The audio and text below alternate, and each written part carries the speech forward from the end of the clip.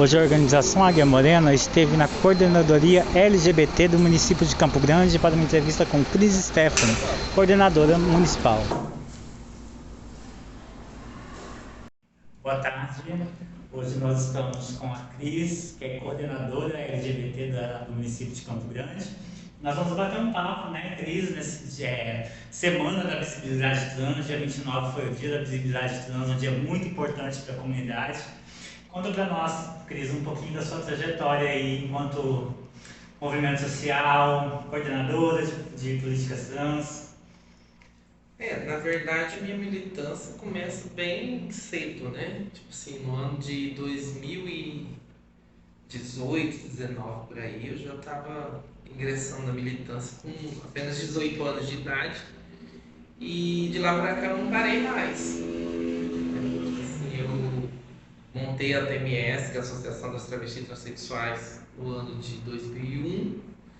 E de lá para cá as coisas foram caminhando, né? Outras instituições foram aparecendo, mas assim, a TMS foi a precursora de todo esse movimento no estado e a gente pode dizer que deu certo, porque se não tivesse dado certo não tinha toda essa diversidade. Mas está aí até hoje também, né? E aí, posteriormente, as leis, os decretos, as ações, tudo que acontece, né, no Estado, a TMS tem assim, de alguma forma significativa, parcela, né, não de culpa, mas de participação, de incentivo nisso tudo. E também a questão dos órgãos públicos. Por exemplo, o Estado de Mato Grosso do Sul é o Estado que mais tem leis, decretos em favor da população LGBT. E também a subsecretaria, é a única do país, uma subsecretaria específica para LGBT nos estados, então é em Mato Grosso do Sul. E também a questão do Conselho Estadual, a questão da coordenadoria municipal. Tudo isso foi uma conquista, digamos assim, fruto de todo o trabalho que a TMS desempenhou no decorrer desses mais de 20 anos. Legal. Matheus, do Movimento Negro Unificado, também está aqui com a gente hoje. Matheus, pode fazer seu questionamento. Cris, a gente vive num momento que, graças ao acúmulo de lutas históricas do movimento de mulheres trans e travestis, a gente consegue ter mulheres num cargo público, nós conseguimos ter mulheres como vocês na universidade, se formando como advogadas, como enfermeiras, como várias profissões. E hoje, para a gente do movimento social, tem se tornado muito necessário discutir as formas de cuidado, o autocuidado que nós temos. Eu queria, se possível, você compartilhasse como que é feito, como que tem sido a sua experiência de autocuidado enquanto uma mulher trans, travesti no Mato Grosso do Sul, mas também dentro de um movimento social, que a gente sabe que às vezes não é generoso e acolhedor para a gente, que é diferente. Sim, a grande verdade é quando eu digo assim, que a gente teve vários avanços, né, e que de alguma forma o movimento social, a TMS em específico, foi colaborador para que esses avanços acontecessem. É importante dizer que se hoje nós temos dificuldades em alguns aspectos relacionados ao poder público, aos atendimentos, né, tipo assim, onde os agentes públicos, né, muitas das vezes falham com determinadas populações, principalmente a população trans. Ou tem uma resistência. Isso, mas assim já foi muito pior. Então a gente pode dizer que quando a gente consegue ter uma coordenadoria de políticas LGBT, consegue ter uma subsecretaria, consegue fazer com que tipo assim, o próprio boletim de ocorrência, através do CIP, consiga ter lá dados específicos relacionados a gênero e sexualidade.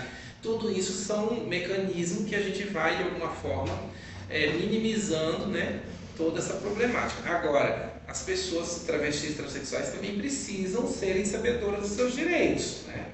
E também buscar esses direitos, as garantias, porque são garantias que a gente precisa acessar e que a maioria, às vezes, não busca conhecimento. A gente tenta, ao máximo, repassar informações, mas principalmente aquelas que estão digamos assim, fora do movimento, né, que só nos procura quando precisa, precisaria se engajar mais na causa, na luta, para poder se defender, inclusive, né, porque assim, quando você tem conhecimento, quando você busca conhecimento, você sabe os meios, os mecanismos de como se defender, de como se ajudar a fazer uma ajuda mútua.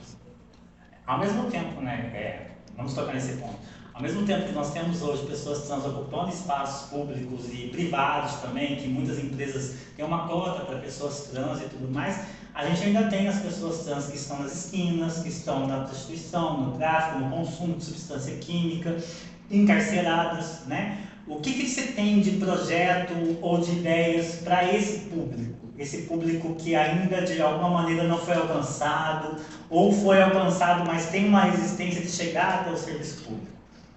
Então, eu penso que antes de tudo é informação. Não adianta, você tem que estar sempre repassando informação, sempre fazendo a busca ativa, direta.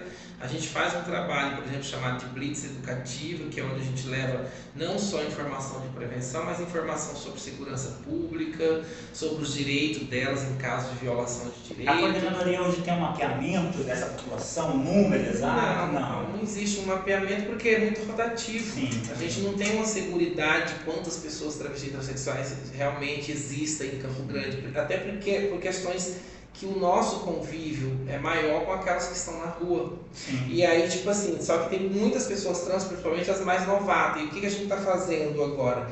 Indo nesses ambientes, nessas atividades que não são de pessoas travestis e transexuais, por exemplo, ligadas a TMS ou ligadas a algum movimento, mas que elas fazem movimentos esporádicos por conta própria. Sim. E são tudo novinhas, então assim, algumas inclusive nunca nem sequer foram para a prostituição. Isso é bom, não é ruim, né? Aquelas que estão em processo de transição também. Isso, né? exatamente. E agora com essa coisa também das siglas, né, dessa nova movimentação sobre determinados termos, nomenclatura e tal.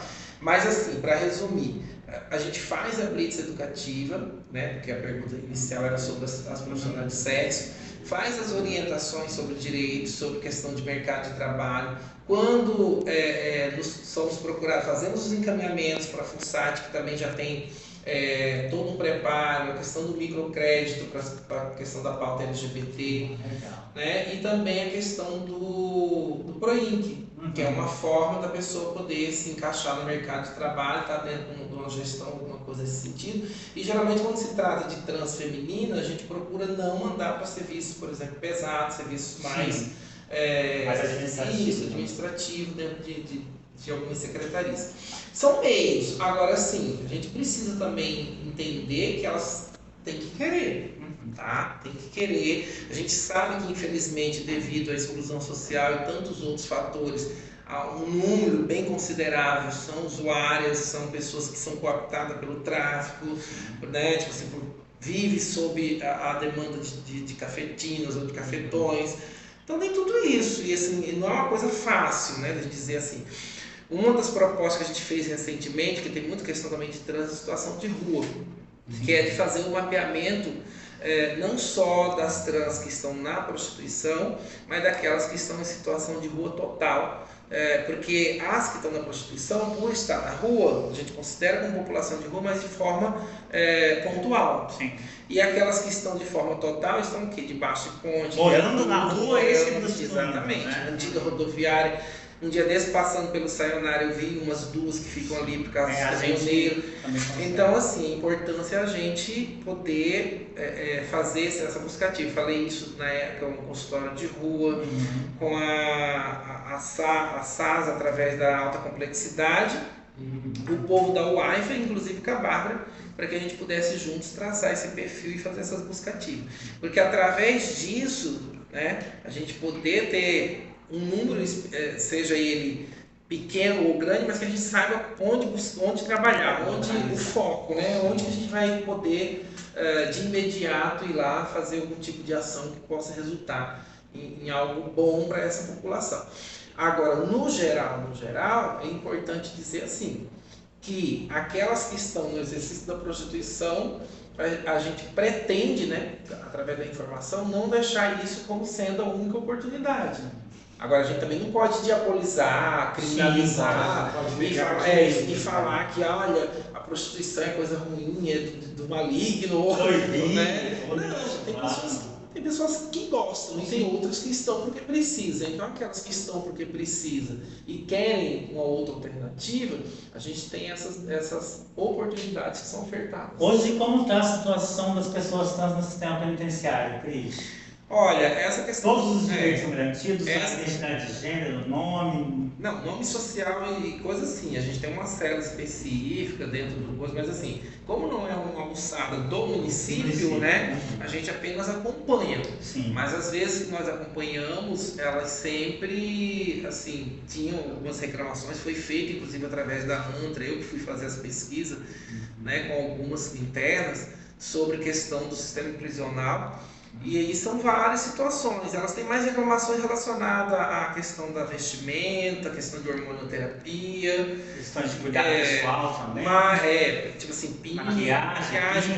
Mas assim, a gente tem tido alguns assistentes sociais, alguns avanços, mas assim, principalmente assistente social, que é o mais parceiro, que é da assistência, que tem liberado isso de forma tranquila, mas assim, é muito interno, é muito do assistente social, não é uma política do sistema. Existem alguns espaços, né, inclusive de vivência mesmo, quando eu estive no sistema penitenciário, em Minas Gerais tem a ala rosa, né? É uma ala totalmente permitida, que tem acesso a secador, ao dia da beleza, maquiagem e tudo mais. Seria legal que fosse expandido para outros lugares, mas como você disse, não é uma alçada que cabe à política municipal, né? Cris, para a gente encerrar, o que vem pela frente aí nesse ano? Vamos ter parada gay? Vamos ter... O que a gente vai ter aí? Nós temos toda uma programação, eu não vou lembrar de cabeça tudo agora, mas assim, a gente fez o planejamento, dentro do planejamento a gente tem a homenagem a Marcela Guiar, que é uma homenagem em nome de uma trans que foi militante nossa. Temos o Mães pela Diversidade, estamos pensando em fazer o primeiro Pais pela Diversidade também. Mas tem o MIS Trans, dia 21 de julho, e dia 22 a Parada da Cidadania LGBT, Show da Diversidade.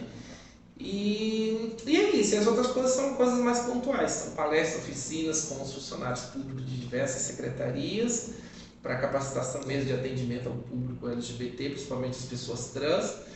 E estamos numa guerra aí, entre aspas, né, que é assim, com a questão do ambulatório. Se a gente tira do HU, se deixa no HU, como que fica? Porque fica essa coisa aí que não anda, não destrava.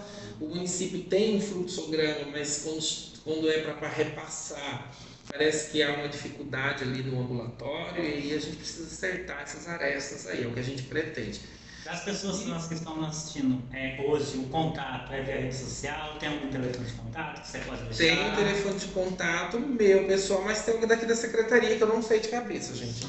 Mas a rede social... mas nós estamos na rua Barão do Rio Branco, número 2260, em frente ao Belmar Fidalgo, é só nos procurar no horário comercial. E o Instagram é SDHU também. E o Instagram é SDHU, que pode ser procurado, né? Tipo, tem como fala? O meu telefone, que as pessoas me procuram, que é o 934434, ele, né, está sempre funcionando. Então, assim, eu nunca me neguei, apesar dele ser particular, se tornou profissional.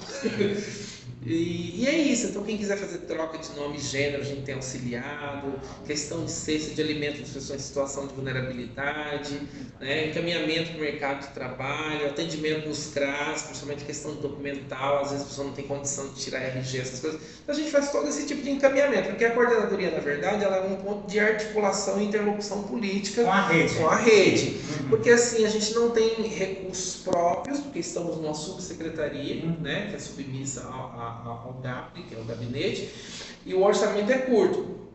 E a gente já tem uma rede que é de atenção, seja na assistência, na saúde, na segurança pública, que tem a obrigação de atender. Então, se há algum caso de LGBTfobia ou de necessidade específica desse público, a gente encaminha. Inclusive a questão da educação também.